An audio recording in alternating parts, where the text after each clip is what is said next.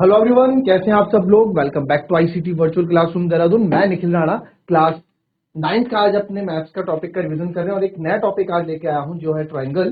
Triangle के कुछ एक हम जो है कुछ क्वेश्चंस लेके आएंगे जो काफी हमने अपने एक्स्ट्रा यहाँ तो करे हैं क्वेश्चंस, बट उनको बहुत कम बार उनको हमने टच किया उन क्वेश्चंस को। तो फिर से एक बार फिर से उन क्वेश्चन को रिवीजन में करेंगे और आप लोगों के डाउट्स भी थे तो उसी को हम आगे कंटिन्यू रखेंगे। तो चलिए अपनी क्लास शुरू करते हैं। एंड शुरू करने से पहले हमेशा की तरह थॉट ऑफ द डे लेके चलते हैं। तो आज का थॉट ऑफ द डे है बच्चों, mistakes are proof that you are try. जी हाँ, जो मिस्टेक्स आप लोग करते हैं वो एक प्रूफ है कि एटलीस्ट आप लोग ट्राई तो कर रहे हैं। ये तो नहीं है कि आप आपने हार मान के अपने हाथ खड़े कर दिए, आप कुछ कर ही नहीं रहे कि हमसे तो होगा ही नहीं। एटलीस्ट आप ट्राई कर रहे हैं। ये इसका प्रूफ कौन है कि आपसे गलतियां हो रही हैं, मिस्टेक्स आपसे हो रहे हैं। एटलीस्ट आपको अपनी गलतियां हो रही है, आपको उससे निराश नहीं होनी चाहिए, आपको उससे डिमोटिवेट नहीं होना चाहिए। आपको कहना चाहिए एटलीस्ट मैं ट्राई तो कर रहा हूँ, एटलीस्ट मैं ट्राई तो कर रही हूँ। गलती हो रही है, इस गलती को सुधारेंगे।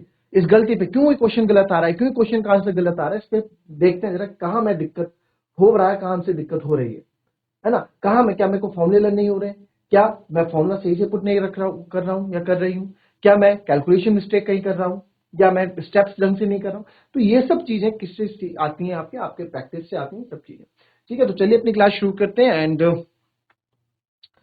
आप देखेंगे कि हमने सर्कल्स करा था, है ना। सर्कल्स को भी अभी आगे इनके और कोई और क्वेश्चन इनके करेंगे, बट फिलहाल जो है अभी आप लोग करें ये वाला क्वेश्चन। जिसको आता है थोड़ा ट्राई करेंगे, जितना आता है उतना ट्राई करो, फिर से मैं बात करते हैं। क्वेश्चन है ABC and DBC are two isosceles triangle on the same base BC. ABC और डीबीसी सेम बीसी पे सेम बेस बीसी पे दो आइसोसेलेस ट्राइंगल बनाए गए हैं। ठीक है, and vertices A and D are on the same side of BC. और जो वर्टिसेस है यानी जो शीर्ष है ए और डी वो बीसी के सेम साइड पे है। ठीक है, ये क्वेश्चन की लैंग्वेज को हमें इसका यूज नहीं था कुछ, बट फिर भी इसका यूज होगा ऑन सेम लाइन में आते हैं, है ना। ठीक है, इसका इतना यूज था नहीं, बस क्वेश्चन को थोड़ा लंबा करने के लिए, आप लोगों को थोड़ा कंफ्यूज करने के लिए दे दिया। If AD is extended to intersect BC at P, AD को हमने क्या किया, एडी को एक्सटेंड किया और कहां इंटरसेक्ट किया, पी पे इंटरसेक्ट किया जो कि बीसी पे है। शो दैट कि triangle ABD is congruent to triangle ACD और एबीबी, ये सब आपको यहां लिखना है। तो AP bisects angle A as well as angle D. अच्छा क्वेश्चन है, बहुत बार ये क्वेश्चंस मैं यहां करा भी चुका हूं।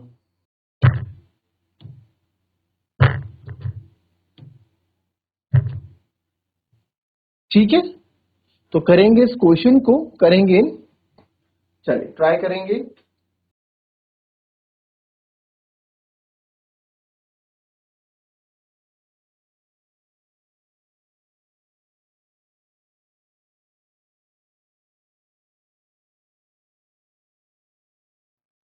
चलिए देखेंगे इस क्वेश्चन को।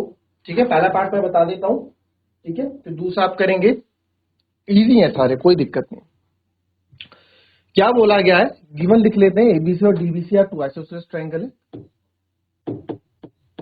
या जब एबीसी आपका आइसोसेलेस ट्रायंगल है, क्या बोला, तो आप फिगर में भी कर दो और अपनी कॉपी में भी लिख दिया करो। जब एबीसी आपका आइसोसेलेस ट्रायंगल है तो एबी जो है एसी के बराबर होगा, क्योंकि AB जो है AC के बराबर आइसोसेलेस ट्रायंगल है। तो आप लिख सकते हैं पहला पॉइंट यहाँ पे given, AB equals to AC है। और DBC is also an isosceles triangle, जो DBC है वो भी आपका क्या है, आइसोसेलेस ट्रायंगल है। तो सर DBC के लिए भी हम कर देते हैं DBC।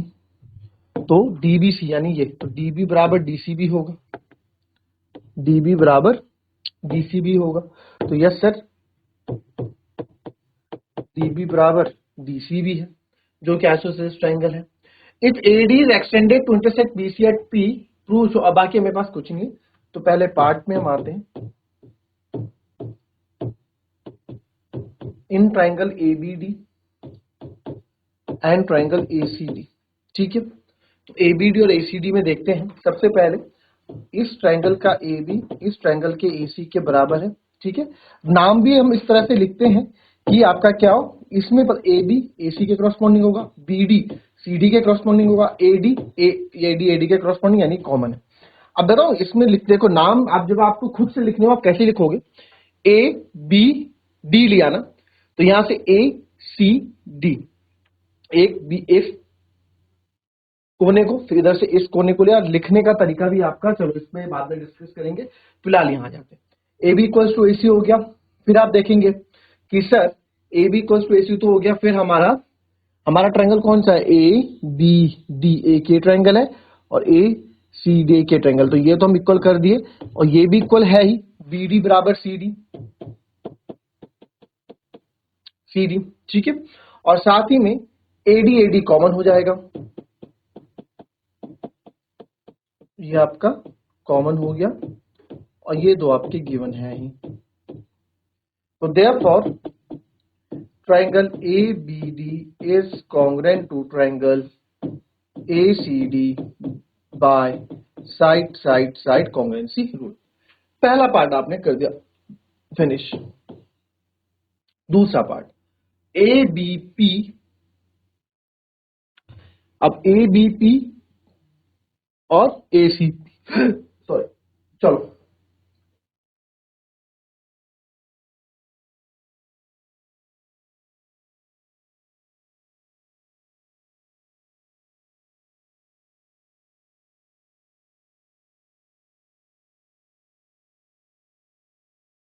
चलिए, now move to on second part. Second part में आपने देखा कि ABP और ACP तुम लिखेंगे in triangle ABP and triangle ACP।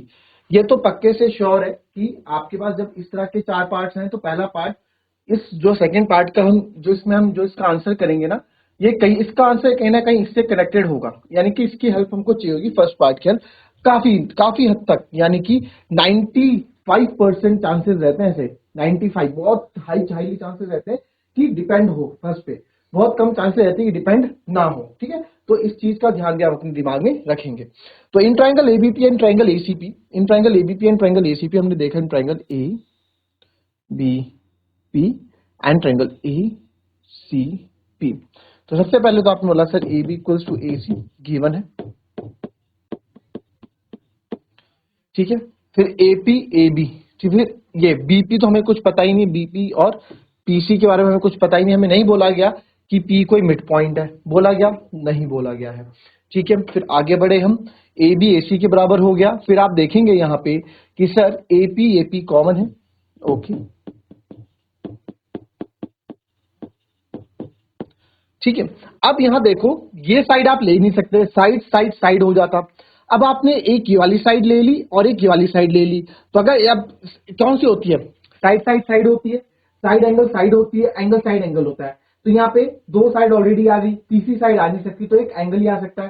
तो यानी कि सर ये साइड आपने ले ली, तो साइड एंगल साइड, यानी कि ये वाला एंगल हमको ये इक्वल होना ही चाहिए। तो आप देखेंगे कि ये वाला एंगल और ये किसके करस्पॉन्डिंग है, इसके इक्वल होगा।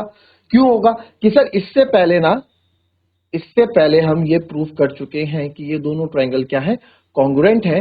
तो ये आपका CPCT से क्या हो जाएगा, आपका प्रूफ हो जाएगा।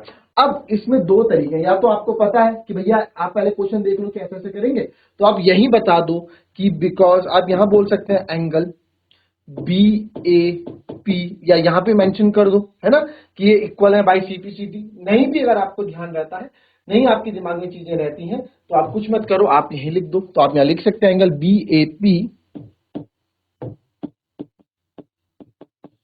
Is equal to angle CAP, ठीक है। बिकॉज इससे पहले हमने ट्रायंगल ABD और कॉन्ग्रुएंट क्या था ट्रायंगल ACD को, तो बाय CPCT से इतना लिखना है, ठीक है, मेंशन करना है। तो बस, तो therefore triangle ABP is congruent to triangle ACP by side angle side, correct, side angle side से आपने इसको कर दिया। अब तीसरे पार्ट पे आते हैं, what is the third part, कि AP bisect angle A as well as angle B। तो AP जो है एंगल A को भी बाइसेक्ट कर रहा है, बाइसेक्ट मतलब दो भागों में बांट रहा है, और एज वेल एंगल D को भी दो भागों में बांट रहा है। तो आप कैसे करेंगे, ध्यान देंगे इसमें एपी, यहां देखिए आपने एंगल ए को तो बाइसेक्ट कर रहा है, बट एंगल डी को, यानी कि एंगल डी मतलब एंगल ये तो आपने भी इक्वल कर दिया, ये दोनों एंगल आपने इक्वल कर दिए ना फर्स्ट पार्ट से, तो ये तो कर रहा है एपी बाइसेक्ट भाई। अगर ये एपी नहीं होता तो ये एंगल ये दो बराबर भागों में बांटा जाता, नहीं बांटा जाता, तो इसलिए एपी तो है। ठीक है, तो आप यहां देखेंगे सर एपी तो हो रहा, बट ये एडी, ये भी हमें क्या करना है, प्रूफ करना है कि सर कि ये भी बाइसेक्ट कर रहा है। तो चलो जरा कैसे करोगे इस पार्ट को, थर्ड पार्ट को करेंगे।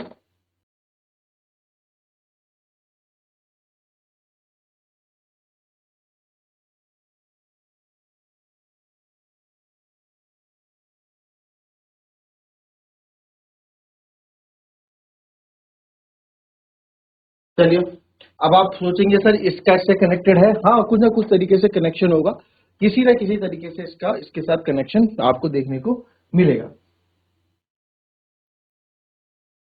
चलो देखेंगे।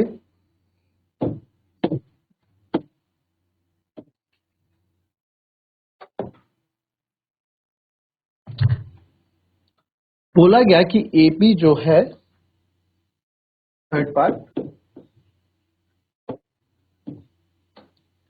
तो third part AP bisect angle A और as well as angle D, ये वाला है ना।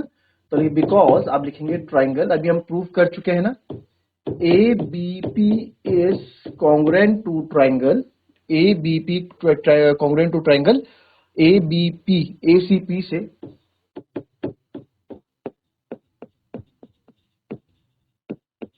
प्रूव्ड अबव, प्रूव किया हमने ये। ठीक है सर, तो therefore angle B A P is equals to angle C A P. ठीक है, कौन सा, बी ए पी, यानी ये वाला एंगल इस वाला एंगल सी ए पी के इक्वल है। तो देयरफॉर हम बोल सकते हैं, देयरफॉर एपी बाइसेक्ट्स एंगल ए।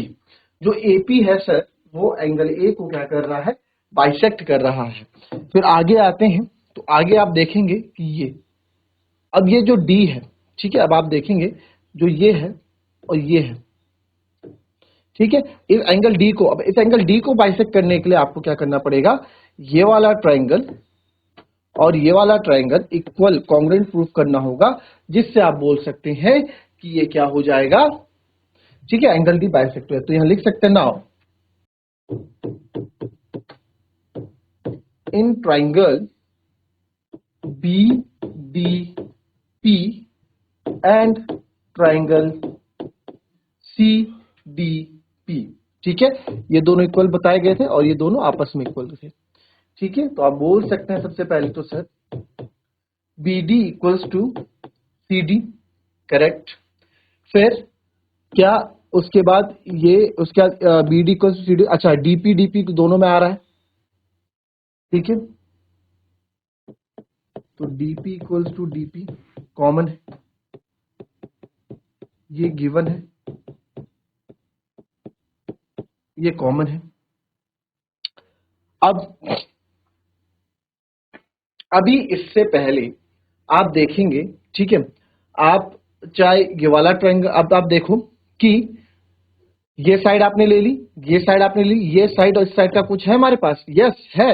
आपको मैंने क्या बोला, आप इससे पीछे वाला देखो, इससे पीछे वाला था एबीपी और एसीपी, इसकी हेल्प लेनी थी तो इसकी हेल्प ली। अच्छा आप ना यहाँ पे एबीपी एसीपी की जगह आप ये भी लिख सकते थे कि भैया ये देखो ना, यहाँ पे एबीडी और एसीडी में भी तो एंगल ये आ रहा है, तो आप लिख सकते हैं यहाँ पे भी एबीपी की जगह आप ए भी लिख सकते हैं, ठीक है। बट क्योंकि मुझे एपी बाइसेक्ट दिखाना था ना, मुझे एपी को दिखाना था, तो इसलिए मैंने एबीपी लिया है पूरा।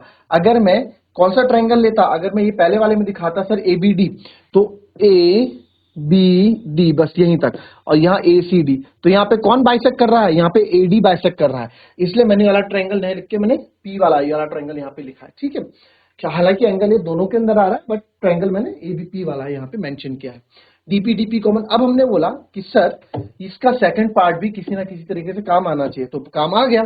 अब आप देखो, आपने इससे पहले ए बी पी और ए सी पी इक्वल प्रूफ किया, ए ए देखो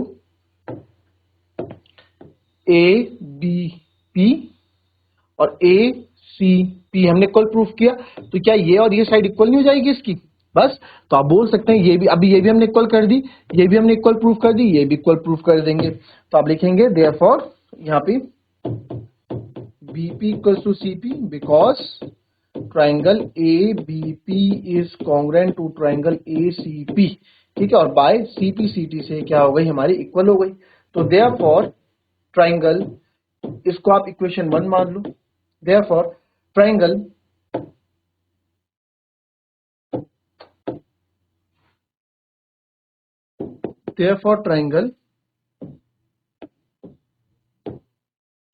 B DP is congruent to triangle CDP by side side side, ठीक है। साइड साइड साइड से तीनों कॉन्ग्रुएंट प्रूफ हो गए। अब साइड साइड साइड से हमारे तीनों कॉन्ग्रुएंट प्रूफ हो गए, तो देयरफॉर मैं बोल सकता हूं कि BDP angle BDP is equals to angle PDC या CDP बाय CPCT। तो जब ये दोनों इक्वल है तो आप यहां बोल सकते हैं कि ये जो DP है, जो DP है बाइसेक्ट कर रहा है, तो देयरफॉर यहां से लिख देते हैं DP bisects angle D। But हमें DP नहीं करना है, हमें AP करना है। तो यह क्वेश्चन में लिखा गया था ना कि एक्सटेंड किया गया है, AD को एक्सटेंड किया गया है P तक, तो जो AD वाली लाइन हो P तक लाई गई, तो इसको मैं AP भी बोल सकता हूं। तो देयरफॉर आप लिख सकते हैं AP बाइसेक्ट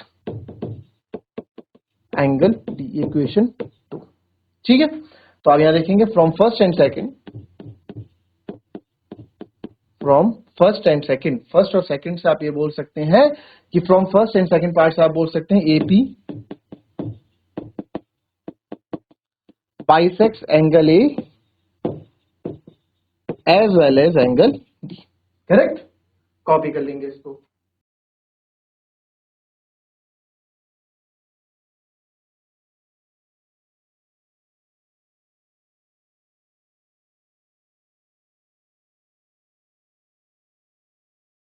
चलिए,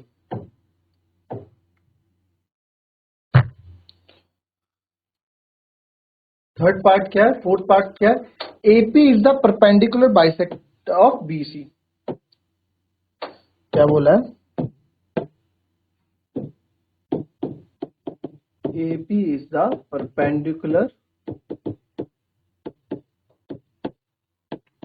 बाइसेक्टर ऑफ BC। इसका मतलब क्या है, इसका मतलब ये है, इसका मतलब समझेंगे। इसका मतलब है कि जो AP जो है बाइसेक्टर वाला बाइसेक्टर है, यानी दो बराबर भागों में बांट रहा है, यानी कि हमें प्रूफ करना है BP इक्वल्स टू PC। पहले तो ये प्रूफ करना है, और साथ ही साथ में ये भी प्रूफ करना है कि एंगल P क्या है, 90 डिग्री है।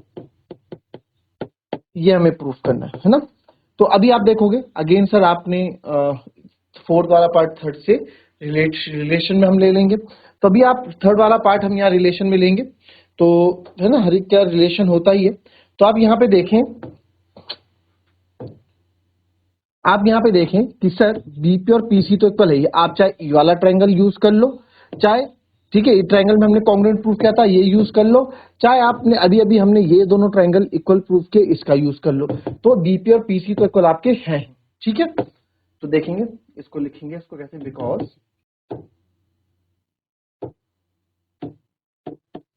Triangle BDP is congruent to triangle